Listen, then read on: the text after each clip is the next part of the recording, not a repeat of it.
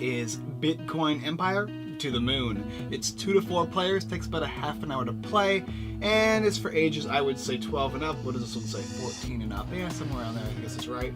In the game Bitcoin Empire, you're going to be choosing a character, and they are going to get a certain stat, law, coding, and marketing, different stats for different characters, as well as how many Bitcoins they can hold themselves. Throughout the game, you're going to be drawing cards and playing cards, either against your opponents or for yourself, trying to play marketing on yourself, as well as increasing your Bitcoin account. After the deck runs out, whoever has the most Bitcoins in their reserves and their marketing is going to win. Let me show you how to play the game. So here we have the contents for Bitcoin Empire to the Moon, and as you can see, there is a plethora of different cards in here. You're going to have these cards here, which are character cards that have a front and a back, and each of them have their own unique stats, as well as how much currency they can hold. You have the rulebook for the game, which explains it pretty easily and gives you a little bit of pictures. You're going to get the box for the game as well, which is a little pull-out box there, and has art on the front and back and even inside. Over here are going to be point counters for you to play multiple games over, a dealer chip for the first player, as well as a deck of cards. The deck of cards is going to have different things in it, like lawsuits and skullduggeries, smear campaigns, headhunters, and these exchange markets here, which will let you get more Bitcoins. And these things are the main different cards in the game. These are like the actions over here, and these ones over here are like the attacks. Over here, we have the To the Moon extra bonus rules in the game that will let you do either combinational playing cards, something that happens when Nakamoto obliterates, as well as the Anarchy rule bonus variant. I'll explain all these three in a little bit. But let's go ahead and talk about the first turn and how to play a round or two of Bitcoin Empire. So to begin the game, everybody's going to get their character to start with, and you can choose between a front and a back side of each different character. They all have their different stats on them. You're also going to get 2 cards in your hand from the deck, and to begin, you're going to be placing 1 card down on your character from the deck. Bitcoin is what you're going to be getting for your character. Then, after that, you're able to draw, and you can either draw from a card, or you can draw from an exchange if it is out, which on the first turn it won't be, or you can simply draw from the top of the deck. If you draw from any of your exchanges or from your character, you're going to be limiting yourself on how many Bitcoins you have at that current moment. However, if you draw from the deck, you won't be, but you get to know what cards are placed down before you place them down onto the cards. So I can say I draw the card to place it on my character, I get to look and see what it is, then I place it down, which is nice because then I can say, oh, I want these cards, but it's going to limit me on Bitcoin. However, if I want to keep them there, which is going to be points scored at the end of the game, I can draw a card from the deck. Then you can play a card, and you can choose to play a card that is similar to these guys here, like the Smear Campaign or the Hack. These things are good for basically attacking other players as well as attacking their exchanges. However, you're also able to play one of these cards down and put it basically as an equipment card or an attachment on your character, which is good for attacking later in the game. If you do that, the only cards that can actually deal with them is going to be a Headhunter or other special cards in the game like Satoshi, and so on and so forth. However, you could also play a couple other cards too. You could play Skullduggery, that's going to stop players from being able to attack you and destroy your stuff, or you can play Exchanges, and that will allow you to gain more Bitcoin on your turn. So at the beginning of your turn, you'll be placing them down on every exchange you have and on your character, so the more exchanges you have, the better. However, they can be attacked.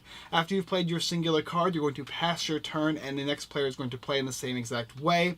And the only card you're really going to be able to play when it's not your turn is Skullduggery, which is going to prevent you from losing different things on your field. Nevertheless, you're going to continue. Let me go ahead and show you what it looks like down below. Okay, so here we have a variant of a 2-player game for Bitcoin Empire. Now, as you see, there's Captain Crypto and Moon Bear, and they all have their own unique stats for law, coding, and marketing, as well as over here on this right-hand side, you have Bitcoin. That's how many they can carry all by themselves. Beginning the game, you're going to go ahead and deal them out. Dealer will go ahead and deal them out. 2 cards per player, just like that. And remember to keep these cards secret only. You can see them. And as you can see, you got some interesting cards here in the hands. You're going to have the Exchange, Headhunters, and then the equipment cards or attack cards, Smear Campaign, and Lawsuit. To begin a turn, let's go ahead and say that it is Moonbear's turn first. We'll hide these cards so you can only see these. And he's going to do something pretty simple. He's going to place a Bitcoin on every single exchange that isn't currently in play for him. These are in his hand. And his character himself. So he'll place 1 coin right there. This is how many coins he can carry. So he can carry only 2 coins, and after that he can't carry any more. Then he's able to obviously look at the cards he's placed down, Smear Campaign, and choose to draw from here or draw from the deck. He'll draw from the deck because he already has Smear Campaign. He's got a Lawsuit here. The next thing he can do is play a card. He could choose to play this exchange card so that next round he'll be able to get a Bitcoin here and one here. Or he can play Lawsuit. He can equip it to himself. Or he can equip this marketing to himself as well. That'll give him 3 marketing. Now, as you can see, he's got 2 marketing and he has 1 marketing. And he has 1 law and he has 2 laws. So in order to attack somebody with one of these cards, you have to have more of either equipped and static items on here, or like little pointers here. So this is 2 minus 1, so you can attack with marketing here. Or if not, if he tries to attack with this here, he won't be able to. So he might want to just equip this and give him an additional 1. However, I don't think he's going to attack at all. In fact, he's just going to take this exchange and play it right there. After he's done playing his cards, he's going to go ahead and end his turn. And the next player is going to begin. He's got his 2 cards in his hand, and he's going to take a coin and place it down on himself. And then, as you can see, he's got the Headhunter, which gets rid of any of the equipment cards, which he didn't play on himself.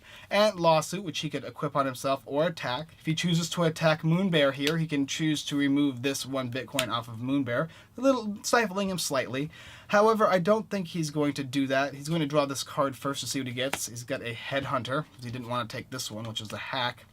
And he'll probably just have, his only real option right now is to play a Lawsuit and equip it to himself, or to play the Lawsuit on Moonbear over here, removing the coin. He'll just go ahead and equip this for later use. After that, it rinses and repeats, and the next player gets to go, placing another coin there. That locks his total amount of coin up. The exchange gets 1, which means there's a total of 3 here. And then he gets to choose. So he gets to look at these cards here. Ooh, there's an exchange here. Or does he draw from the top of the deck? He's going to take this exchange, because exchange is very, very important, because you're going to try and get as many Bitcoins as possible. And so maybe he'll play another exchange. Super good, right? And after he's done playing that, he's going to then end his turn. The next player is going to put another coin there and look at it, Headhunter, and then draw a card from here. He wants to do that. And he's got his Headhunters, and he's got a Skullduggery. This is going to prevent people from being able to attack him. However, these exchanges are getting nasty, because when exchanges lock up, and these are the only things that lock up in the game, once there's 3 coin on any of these guys, they're going to lock up and freeze. No one can mess with them. Right now, if he were to have had a card, maybe like, let's see here, Hack, right?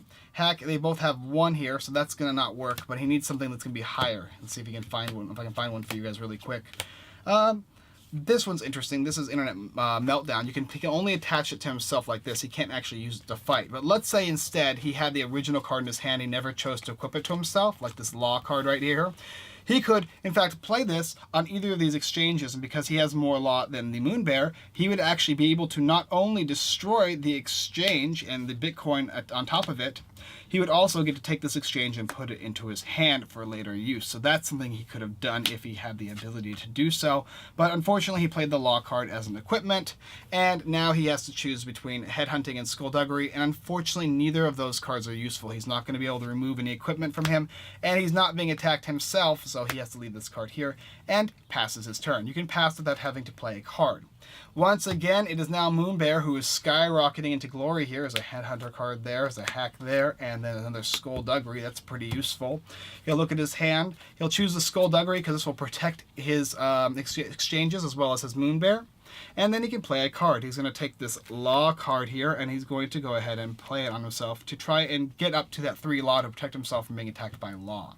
And it would continue so on and so forth until this deck ran out. Once all the deck runs out, then you're going to total the amount of exchanged Bitcoins, so all the Bitcoins on the exchanges, as well as on your character cards, and whoever has the most. So if this was the end of the game right here and he had an exchange with a coin on it, he would score 3 points, and Moonbear here would have 4, making him win the game. He would then get one of these little tokens here to play. You can play through the moon here.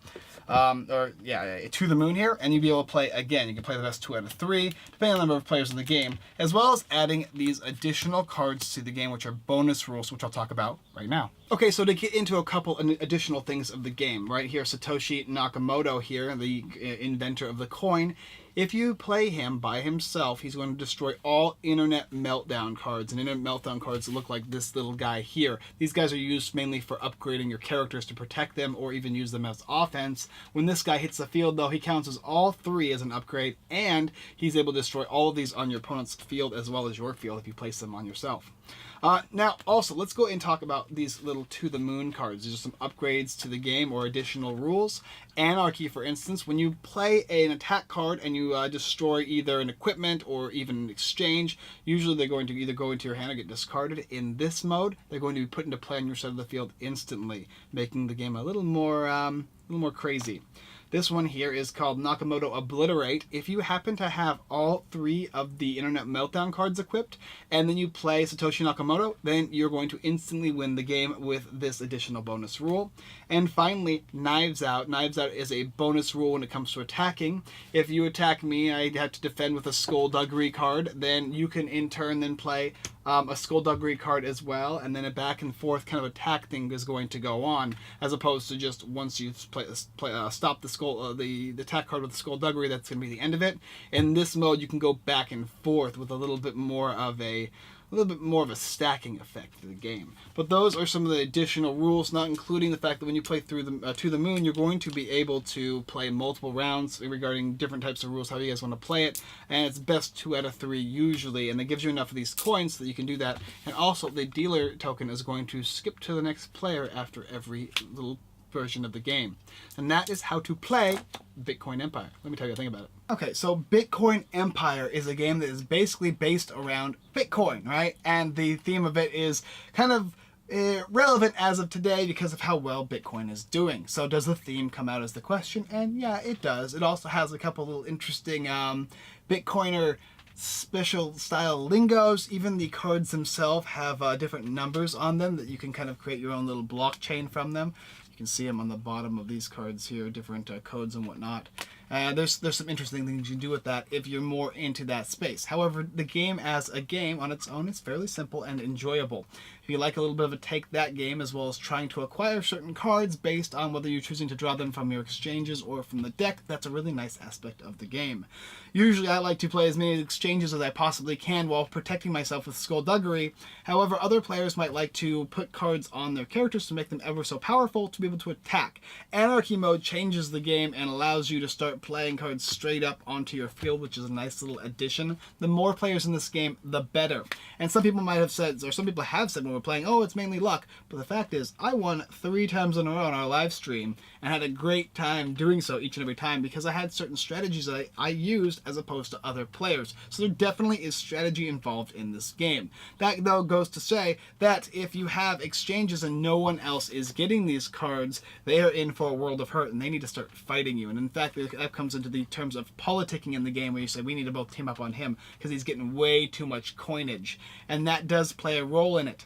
The cards themselves are nice, the box is nice, the rules are very simple to learn. Satoshi Nakamoto is a really cool card to play that kind of changes a little bit of the game but doesn't break it too much or even at all, really. It just kind of gets rid of these Internet Meltdown cards, and if you know about that card, you'll know to be careful when playing this card because it does give you a bonus, but is it worth it? That card might drop down at any point, and if it does, you're in trouble. So that being said, the game is good. I like the artwork. I think it's kind of interesting. You got cards like Naked Girl or Giant Doge. Let's see, there's a couple other ones here.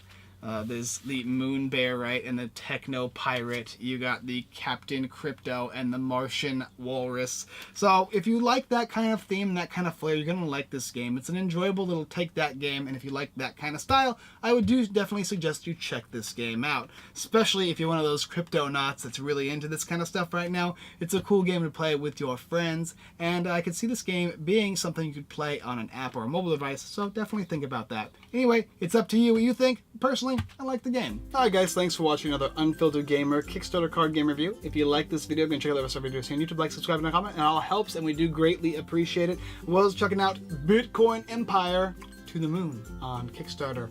Little Bitcoin-themed card game. It's pretty quick and pretty simple, so if you're interested, yeah, go and click that. Otherwise, check out our website, unfilteredgamer.com. Got tons of blog posts, giveaways, Kickstarters, and more.